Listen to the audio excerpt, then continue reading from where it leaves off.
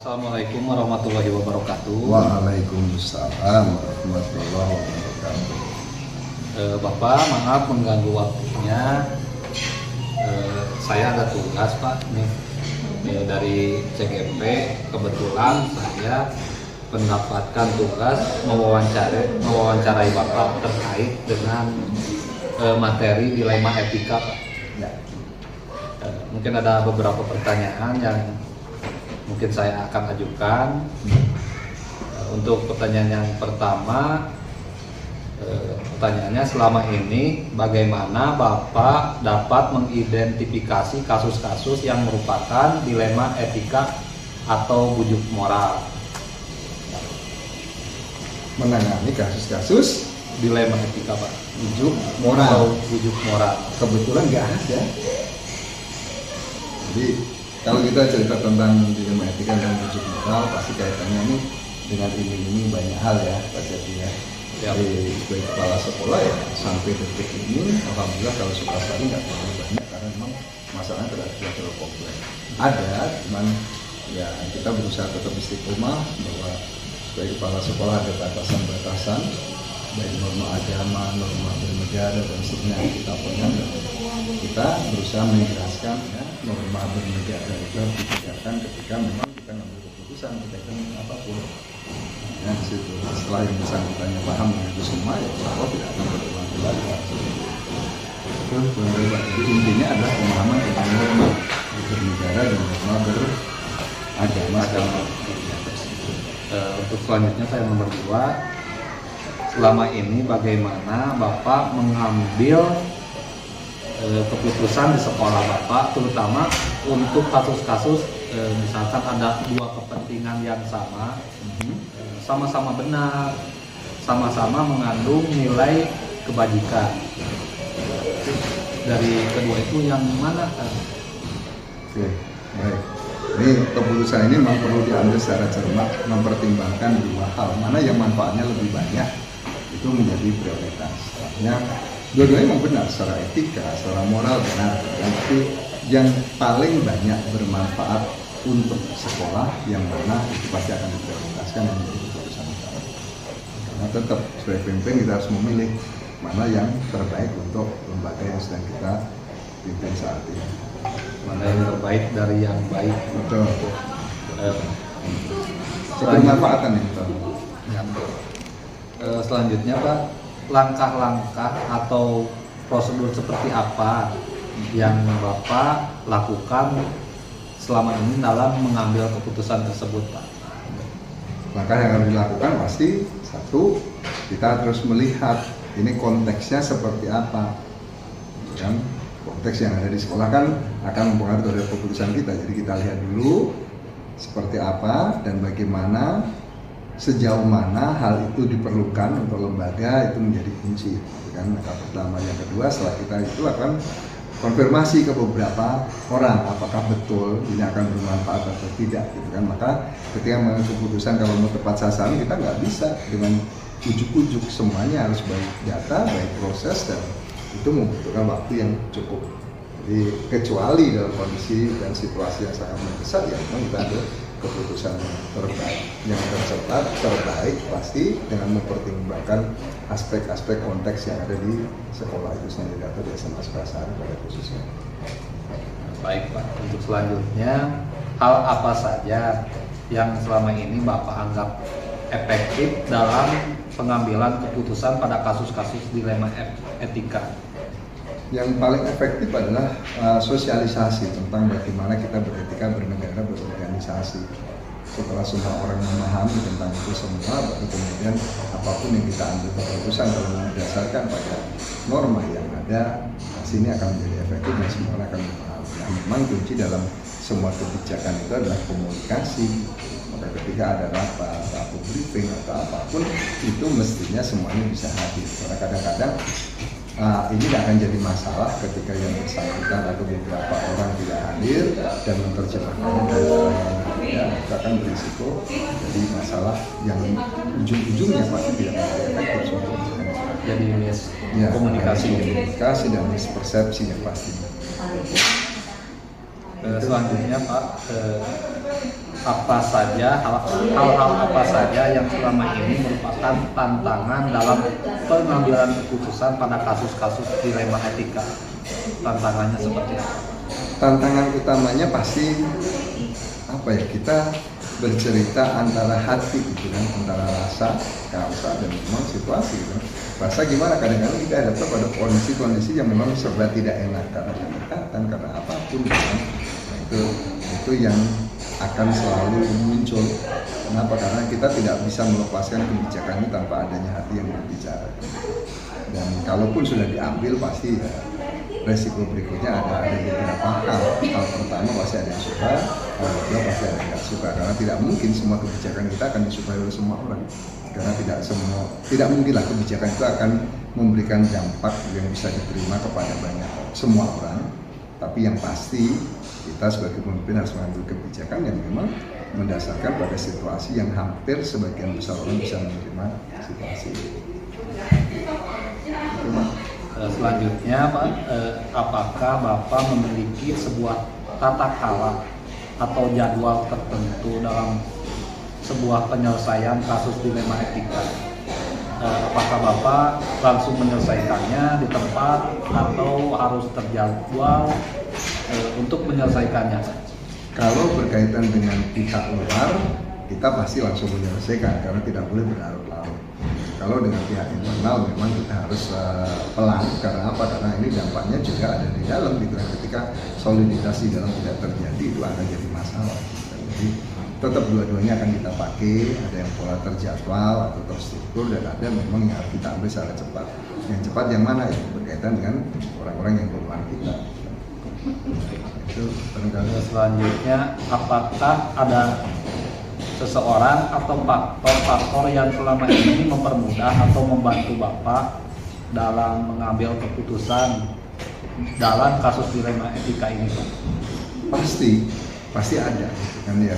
Yang pertama pasti bukan orang tapi manajemen dan lingkungan internal kita itu membantu, karena alhamdulillah di Sukasari sebagian besar kita kan tidak berpikir untuk kepentingan pribadi, rata-rata kita berpikir untuk kepentingan organisasi, dan itu memudahkan saya dan sangat membantu saya ketika mengambil permasalahan berkaitan dengan lingkungan etika. Dan pasti keluarga, karena kebetulan si ibu sendiri juga nggak pernah menuntut apapun dengan saya, maka saya bisa menjalankan tugas dengan lepas saja, karena semuanya kita lakukan berdasarkan normanya A, kita jalankan sebisa mungkin A. Kalaupun harus berulang, berarti amin tidak boleh berubah menjadi B.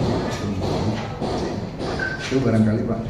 Untuk yang terakhir nih Pak ya, dari semua hal yang telah disampaikan oleh Bapak, pembelajaran apa yang dapat Bapak petik dari pengalaman Bapak dalam mengambil sebuah keputusan dilema etika ini, Pak? Pembelajaran yang paling penting adalah bahwa dilema etika akan muncul kepada siapapun yang menjadi pemimpin. Maka saya melihatnya ini kembali pada niat awal kita memimpin mau apa. Kalau kita berpikir hanya untuk mencari kepentingan keluarga, nah itu akan membuat kita semakin jauh terseret dengan dilema itu sendiri. Tapi ketika kita berpikir untuk kebaikan organisasi, insya Allah itu akan memudahkan kita dalam mengambil keputusan, dan terus kita bisa menghindari hal-hal seperti itu sebagaimana yang memang harusnya terjadi. Jadi dukungan keluarga ini menjadi sangat penting, dukungan dari semua rekan-rekan atau stakeholder ini menjadi sangat penting, supaya memang kita bisa saling menjaga, bisa saling mengingatkan, sehingga dilema ini bisa kita hindari dengan sebaik mungkin. Itu barangkali. Baik Pak, mungkin itu pertanyaan yang dapat saya sampaikan. Saya ucapkan terima kasih sekali. Mungkin dari pengalaman ini saya mengambil banyak hal terkait tentang pengambilan keputusan dilema etika ini. Mudah-mudahan kedepannya saya bisa menjadi seorang yang lebih baik dan lebih bijak lagi dalam mengambil sebuah keputusan. Sekali lagi terima kasih Bapak. Assalamualaikum warahmatullahi wabarakatuh. Waalaikumsalam warahmatullahi wabarakatuh. Selama ini bagaimana Ibu dapat mengidentifikasi kasus yang merupakan dilema etika atau bujukan moral? Selama ini saya biasanya tahu kalau ada dilema etika saat ada konflik antara aturan sekolah dengan kebutuhan pribadi peserta didik, seperti kasus peserta didik yang terlambat tapi punya niat tinggi untuk tetap masuk sekolah, atau bisa juga peserta didik berkelahi karena hal sepele dan lain sebagainya. Terus yang kedua, selama ini bagaimana Ibu menjalankan pengambilan keputusan di sekolah Ibu, terutama untuk kasus-kasus di mana ada dua kepentingan yang sama-sama benar atau sama-sama mengandung nilai kebajikan. Saya biasanya mengajak beberapa orang dari tim pimpinan ataupun wakasek dan pengelola sekolah untuk berdiskusi. Kami pertimbangkan semua sisi dari masalah dan dampaknya sebelum memutuskan. Kami juga berusaha mencapai kesepakatan bersama yang adil untuk semua. Selanjutnya, langkah-langkah atau prosedur seperti apa yang biasa Ibu lakukan selama ini? Langkah-langkah yang saya ambil itu misalnya yang pertama mengumpulkan semua informasi terkait tentang kasus tersebut, kemudian identifikasi nilai-nilai yang bertentangan, mempertimbangkan dampak keputusan untuk semua orang, kemudian diskusi dengan tim, mengambil keputusan berdasarkan analisis tersebut dan membuat rencana untuk melaksanakan keputusan itu. Pertanyaan yang keempat, hal-hal apa saja yang selama ini Ibu anggap efektif dalam pengambilan keputusan pada kasus dilema etika? Yang paling efektif adalah melibatkan berbagai orang dalam proses keputusan, berkomunikasi dengan jelas dan transparan dalam membuat keputusan, juga mengikuti prosedur yang sudah ada dan memastikan keputusan sesuai dengan prinsip aturan di sekolah dan etika yang memanusiakan manusia atau atas dasar kemanusiaan. Pertanyaan yang kelima, hal apa saja yang selama ini merupakan tantangan dalam pengambilan keputusan pada kasus dilema etika? Tantangannya adalah termasuk konflik kepentingan antara pihak-pihak yang terlibat, tekanan dari luar, dan ketidakpastian dalam memilih keputusan yang tepat. Kadang-kadang sulit untuk membuat keputusan yang diterima semua pihak. Baik, selanjutnya apakah Ibu memiliki sebuah tata kala atau jadwal tertentu dalam sebuah penyelesaian kasus dilema etika?